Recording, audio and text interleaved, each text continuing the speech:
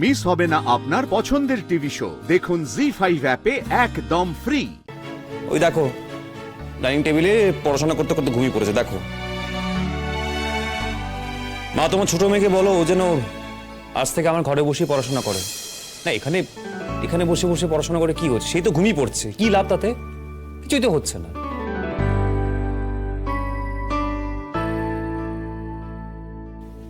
কি হলো মা, কিছু বলছো না যে? শুনছি তো। আচ্ছা মা, আমি তোমাকে কি বলতে চাইলাম সেটা কি বুঝলে? বোঝার চেষ্টা করছি। না মা, অন্য কোনো কারণ খোঁজার চেষ্টা করো না মা, সেটার কোনো সম্ভাবনা নেই। দেখো মা, এভাবে তো ভালো ঘুম হয় না। আরো ভাবছি হয়তো মাঝরাতে আমার ঘরে গিয়ে ঘুমোতে গেলে আমার যদি ঘুম ভেঙে যায়।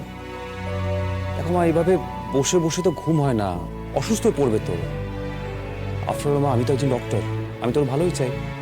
এবার তোমরাই আমাকে বলবে যে কেন ওকে আমি আমার ঘরে পড়াশোনা করতে দিইনি, যার জন্য এখানে এসে পড়াশোনা করতে বাধ্য হচ্ছে, তার জন্য শরীর খারাপ হচ্ছে। আর যাই খুশি হোক না, সব দোষ তো আমার উপর এসেই পড়ে। আমি সেটা চাই না, আমি ময়নার জন্য কোনো কথা শুনতে পারবো না মা, ব্যাস। তাহলে ব্যাপারটা কি দাঁড়ালো? ব্যাপারটা দাঁড়ালো যে তোর যাতে ভালো ঘুম হয় সেই জন্য ময়না মাঝরাত্রে তোর ঘরে যাচ্ছে না, আর ময়নার যাতে ভালো ঘুম হয় সেই জন্য তুই তোর পড়ার টেবিল ছেড়ে দিতে চাইছিস, তাই তো?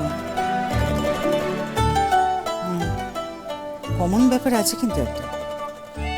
এখন মা, দুয়ে দুয়ে সবসময় চার হয় না মা। না না, ওই যে টেবিল, পড়ার টেবিল আর ডাইনিং টেবিল কমন করছে না, তাই বলি। যাই হোক, তোরা তো সকাল সকাল ঘুম ভেঙে গেল যে? জল ছিল তো ঘরে? তোর তো আমি রাইখাই আইছিলাম। ওই তো ময়না এসে গেছে, যা বলছিস চোখে বল না। আচ্ছা মা, তুমি বলো না ওকে, তুমি বলো। আমাকে আবার এর মধ্যে কেন টানছিস রোদ? আচ্ছা ঠিক আছে, আমি বলছি।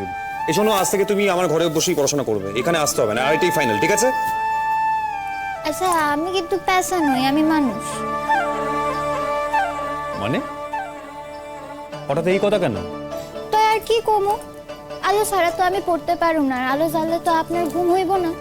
দেখেছো তুমি? দেখো দেখো দেখো, ও ভালোভাবে কথা বলতেই পারে না। আমি একটা কথা বললাম, তার কাউন্টার ওকে একটা কথা বলতেই হবে। দেখো তুমি, দেখো। আমাকে মাঝখানে টানিস না রোদ। না, আলো জ্বাললে ঘুম হয় না, এটা কে কইছিল আপনি কোন?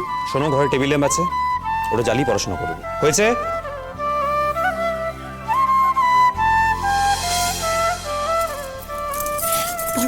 বড়মা শুনলে তুমি কি কইয়া গেলেন?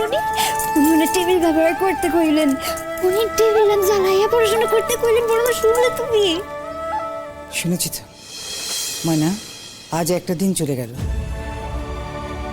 হাতে কিন্তু মাত্র 6টা দিন বাকি।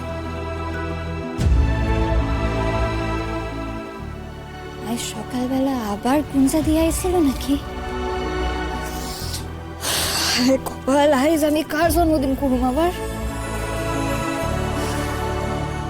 জি5 ডাউনলোড করুন আর সব এপিসোড দেখুন একদম ফ্রি।